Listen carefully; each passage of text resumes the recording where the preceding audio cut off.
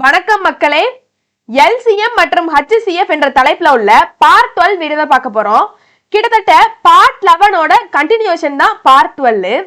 ரொம்ப ரொம்ப முக்கியமான கணக்குகள் மற்றும் டிஃப்ரெண்டான கணக்குகளை இந்த வீடியோல கொண்டு வந்திருக்கேன். பார்ட் 11 நீங்க பார்க்கல அப்படின்னா டிஸ்கிரிப்ஷன் லிங்க் கொடுக்குறேன், கண்டிப்பா செக் பண்ணி பாருங்க. வாங்க வீடியோக்குள்ள போலாம். என்ன கொடுத்திருக்காங்க? The HCF and LCM of two numbers are 50 and 250 respectively. If the first number is divided by 2, the quotient is 50. Find the second number. அதாவது இரு எண்களின் மீபேவா மற்றும் மீபோமா முறையே 50 மற்றும் 250. முதல் எண்ணை 2ஆல் வகுக்கும் போது ஈவு 50 எனில் இரண்டாவது எண்ணை காண்க அப்படின்னு சொல்லிட்டு கேட்டிருக்காங்க. ரொம்ப ரொம்ப முக்கியமான கேள்வி. 2018 TNPSC எக்ஸாம்ல கேட்கப்பட்ட கேள்வி. என்னங்க கொடுத்துருக்காங்க? ரெண்டு எண்கள் இருக்குதான் எக்ஸ் ஒய்ன்னு சொல்லிட்டு எடுத்துக்கிட்டோமா, அந்த ரெண்டு எண்களை சரி இருக்கட்டும். கொஸ்டின்ல கொடுத்துருக்காது அப்படியே எழுதுறோம், வேற ஒண்ணுமே கிடையாதுங்க. மீபேவா அந்த ரெண்டு எண்களோட HCF என்னதான்? ரெண்டு எண்களோட மீபேவா HCF வந்து 50 அப்படின்னு சொல்லிட்டு அவங்களே கொடுத்துருக்காங்க, சரி எழுதியாச்சு. மற்றும் அதோட LCM என்னவா 250 அப்படின்னு சொல்லிட்டு அவங்களே கொடுத்துருக்காங்க. மீபோமா 250 கொடுத்துருக்காங்க, சரி எழுதியாச்சு.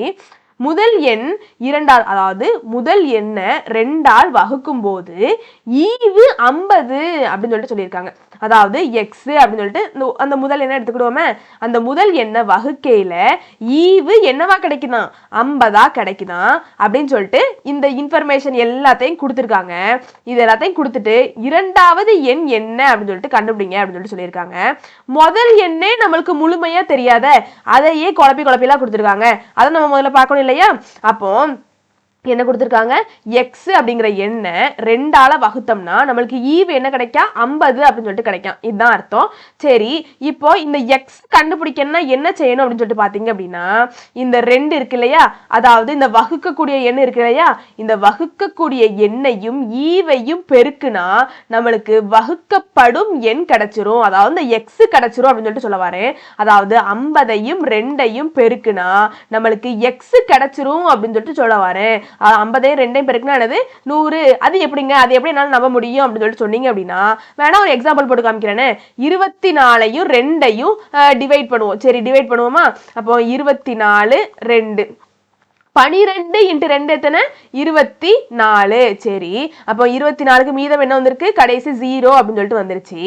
இப்போ பாருங்க, இந்த 12ஐயும் 2ஐயும் பெருக்குனா நம்மளுக்கு வகுக்கப்படும் எண் கிடைச்சிருமா? அதாவது 12 2 எத்தனை? 12 × 2 எத்தனை? 24. லிங்கை டிஸ்கிரிப்ஷன்ல கொடுக்குறேன், கண்டிப்பா செக் பண்ணி பார்த்துக்கோங்க. சரி, ஒரு எண் என்னது? 100. சரி இருக்கட்டும். இன்னொரு எண் என்னன்னே தெரியல, அது ஒய்ன்னு வச்சுக்கிடுவோம். LCM என்னது? 250. HCF என்னது? 50. சரி இருக்கட்டும். Y மட்டும் ஒரு இடத்துல இருக்கட்டுங்க. 100 மட்டும் வலது பக்கம் கொண்டு போவோம். அப்போ Y இடது பக்கம் இருக்கட்டும். 250 × 50 100 வலது பக்கம் போவேல, டிவைடட் பை 100 அப்படின்னு சொல்லிட்டு ஆயிரும். சரி இருக்கட்டும். ஒரு சேவர் கேன்சல் பண்ணிக்கலாம், ஒரு சேவர் கேன்சல் பண்ணிக்கலாம். அப்போ 25 × 5 125. ஆப்ஷன்ல இருக்கா? ஆப்ஷன் சி தான் சரியான விடை. அப்ப மற்றொரு எண் என்னது? 125. சரி, அடுத்த கணக்கு போயிடலாமா?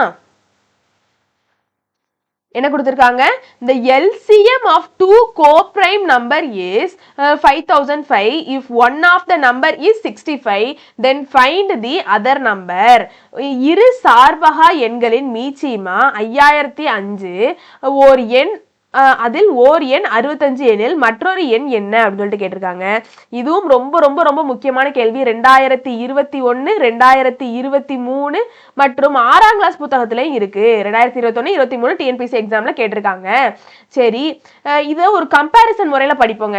அதாவது இங்க சார்பகா எண்கள், அதாவது சார்பகா எண்கள்னு ஒண்ணு கொடுத்திருக்காங்க. கீழே பாருங்க, கீழே கொடுக்கப்பட்ட கேள்வியை பாருங்க.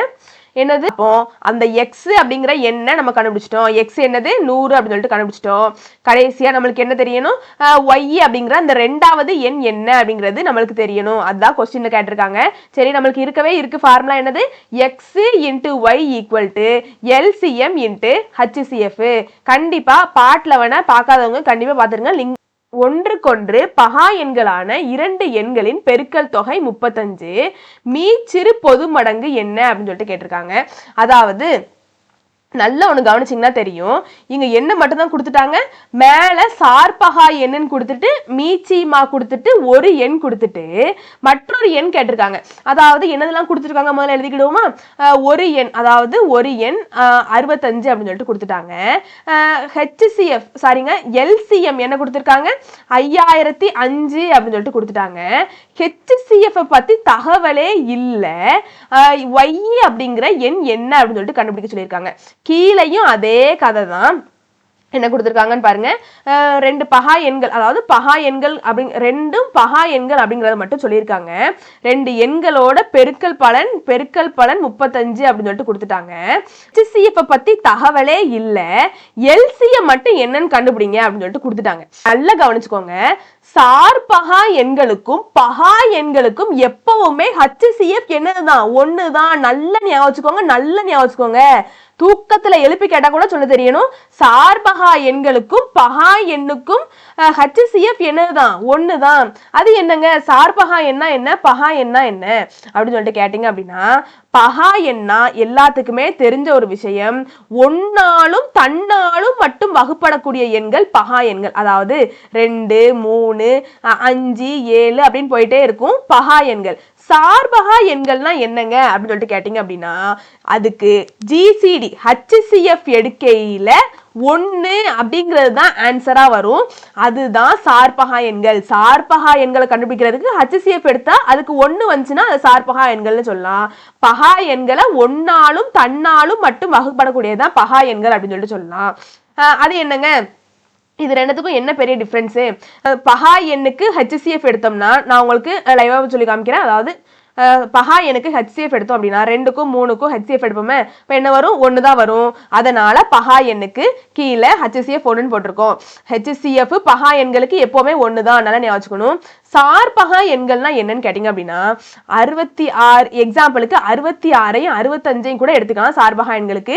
இது ரெண்டுத்திற்குமான LCM என்னது, 66ம் 65ம் ஏதோ ஒரு எண்ணால காமனா டிவைட் ஆகுமா, கிடையாது. அப்ப இதற்கும் HCF என்னது, 1 தான் இதற்குமான HCF. ஆனா இதுல ஒரே ஒரு டிஃபரன்ஸ் என்னது அப்படின்னா, இந்த 2 அப்படிங்கிற நம்பரு 1ஆலையும் 2ஆலையும் மட்டும்தான் டிவைட் ஆகும். இந்த 3 அப்படிங்கிற என்ன எடுத்துக்கிட்டீங்கனாலும் 1ஆலையும் 3ஆலையும் மட்டும்தான் டிவைட் ஆகும்.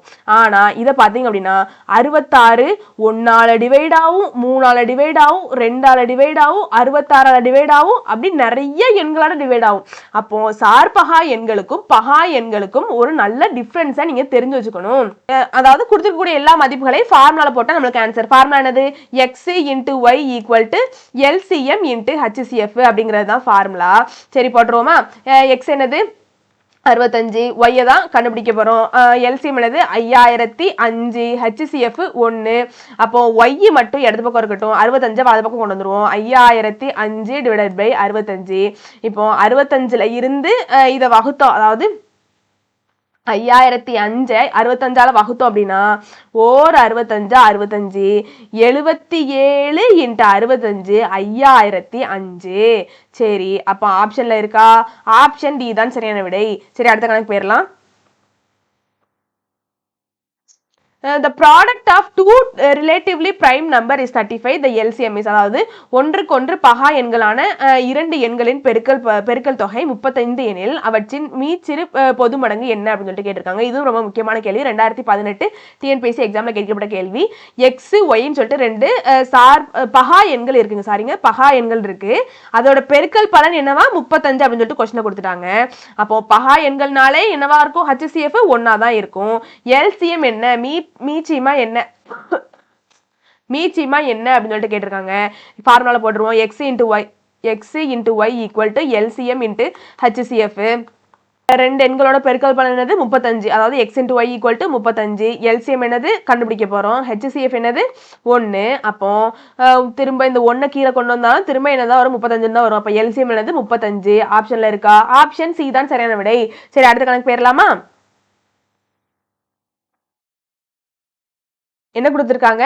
if the product of given 3 number is 1875 their HCF is 5 then their LCM is அதாவது கொடுக்கப்பட்ட 3 எண்களின் பெருக்கல் பலன் 1875 மற்றும் அவற்றின் மீப்போவா 5 எனில் அவற்றின் மீப்போமா காண்க அப்படின்னு சொல்லிட்டு கேட்டிருக்காங்க. ரொம்ப ரொம்ப ரொம்ப முக்கியமான கேள்வி. 2022 குரூப் 4 தேர்வுல கேட்கப்பட்ட கேள்வி.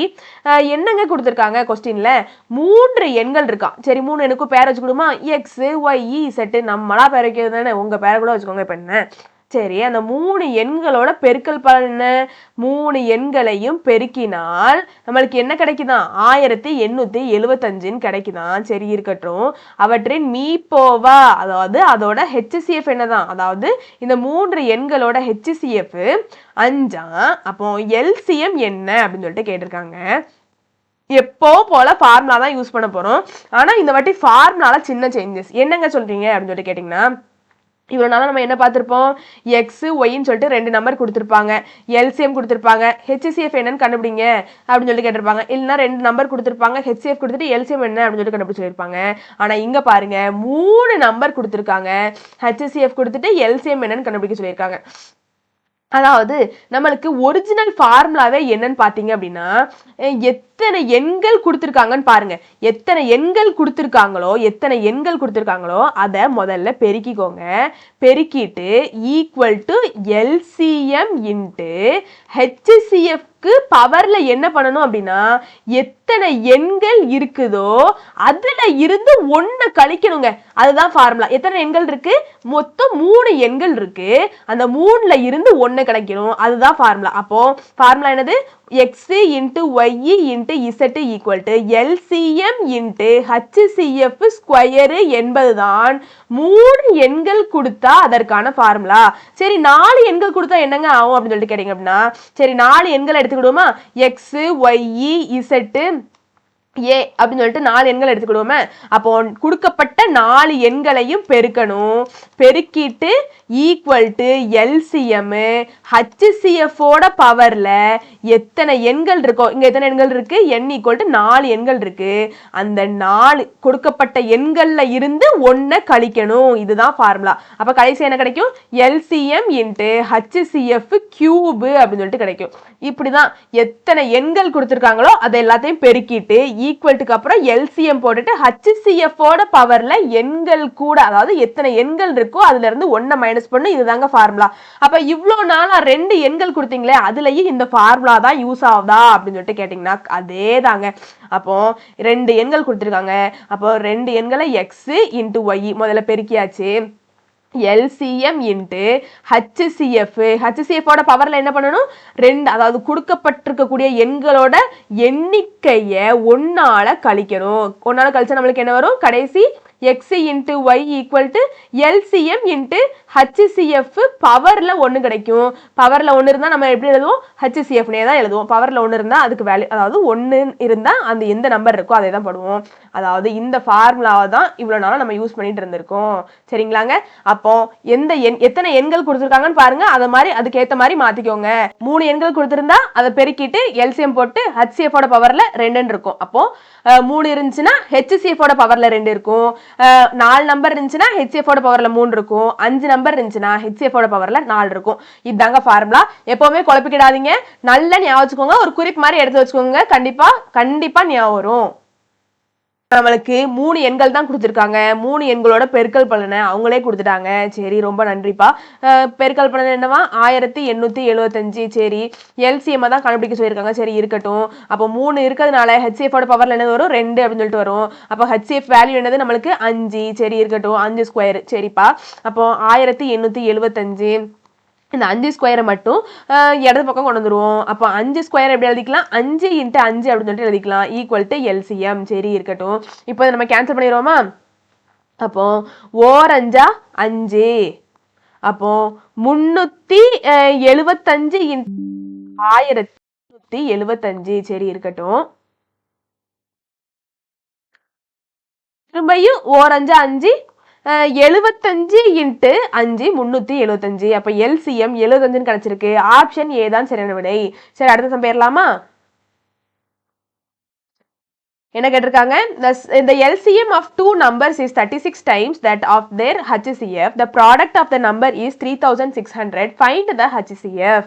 அதாவது இரண்டு எண்களின் மீச்சிமாவானது அந்த இரண்டு எண்களின் மீப்போவா போல் 36 மடங்கு, அவற்றின் பெருக்கல் பலன் 3600 எனில் அவற்றின் மீப்போவா என்ன அப்படின்னு சொல்லிட்டு கேட்டிருக்காங்க. ரொம்ப ரொம்ப முக்கியமான கேள்வி, 2018 TNPSC எக்ஸாம்ல கேட்கப்பட்ட கேள்வி. முதல்ல கொஸ்டின் என்ன கொடுத்துருக்காங்களோ அதெல்லாம் அப்படியே எழுதிக்கலாமா? சரி, எழுதிக்கலாம். இரண்டு எண்கள் இருக்கான். சரி, ரெண்டு எண்களை எக்ஸ் ஒய்ன்னு சொல்லிட்டு எடுத்துக்கணும். இரண்டு எண்களின் மீச்சிமா, அதாவது எல்சிஎம் எப்படி இருக்கான், இரண்டு எண்களோட எல்சிஎம் HCF 36 மடங்கா இருக்கான். அதாவது மீப்போவாவை போல் 36 மடங்கா இருக்கான். மீப்போவாவோட 36 மடங்கு, HCF ஓட 36 மடங்கா இருக்கு. சரி, இருக்கட்டும். அதோட பெருக்கல் பலன், அதாவது இந்த ரெண்டு எண்களோட பெருக்கல் பலன் 3600. சரி, இருக்கட்டும், 3600. அப்போ HCF என்ன, மீப்போவா என்ன அப்படின்னு சொல்லிட்டு கேட்டிருக்காங்க. சரி, கொடுத்துருக்க கூடியதை அப்படியே நம்ம ஃபார்முலால கொண்டு போய் சப்ஸ்டியூட் பண்ண போறோம். வேற ஒண்ணுமே கிடையாது. HCF மதிப்பு நம்மளுக்கு தெரியணும். சரி, ஃபார்முலா சப்ஸ்டியூட் பண்ணிடுவோமா? x into y equal to LCM into HCF formula. சரி, போட்டுருவோமா? x into y வேல்யூ அவங்களே கொடுத்துட்டாங்க. அப்போ 3600 போட்டாச்சு. அப்போ LCM என்ன கொடுத்துருக்காங்க,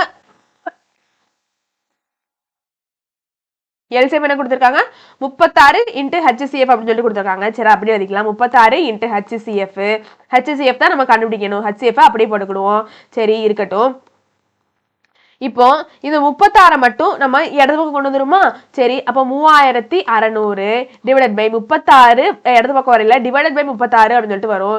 equal to HCF into HCF. ரெண்டு முறை HCF இருக்கிறதுனால இதை HCF ஸ்கொயர்னு எழுதிக்கலாமா?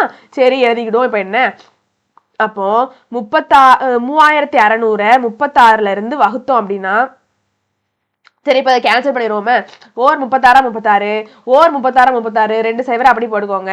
சரி, அப்போ HCF ஸ்கொயர் என்ன கிடைச்சிருக்கு நம்மளுக்கு, 100 அப்படின்னு சொல்லிட்டு கிடைச்சிருக்கு. இந்த 100 எப்படி எழுதிக்கலாம், 10 ஸ்கொயரு அப்படின்னு சொல்லிட்டு எழுதிக்கலாமா? அதாவது 10ஐயும் பெருக்கினா என்ன வரும், நம்மளுக்கு 100 அப்படின்னு சொல்லிட்டு வரும். அப்போ HCF ஸ்கொயர் நம்மளுக்கு என்ன கிடைச்சிருக்கு, 10 ஸ்கொயரு அப்படின்னு சொல்லிட்டு கிடைச்சிருக்கு. அப்போ இது எல்லாத்துக்கும் ஸ்கொயர், அதாவது ரெண்டு பக்கம் ஸ்கொயர் ரூட் எடுங்க. ரெண்டு பக்கம் ஸ்கொயர் ரூட் எடுத்தா என்ன ஆகும், ஸ்கொயரும் ஸ்கொயர் ரூட் கேன்சல் ஆயிரும், ஸ்கொயரும் ஸ்கொயர் ரூட் கேன்சல் ஆயிரும். அப்போ HCF ஈக்குவல் டு 10 அப்படின்னு சொல்லிட்டு கிடைச்சிரும். ஆப்ஷன்ல இருக்கா, ஆப்ஷன் ஏ தான் சரியான விடை. இந்த வீடியோ உங்களுக்கு பிடிச்சிருக்கும்னு நம்புறேன். வெற்றியை நோக்கிய உங்கள் பயணத்திற்கு என் வாழ்த்துக்கள். நன்றி, வணக்கம்.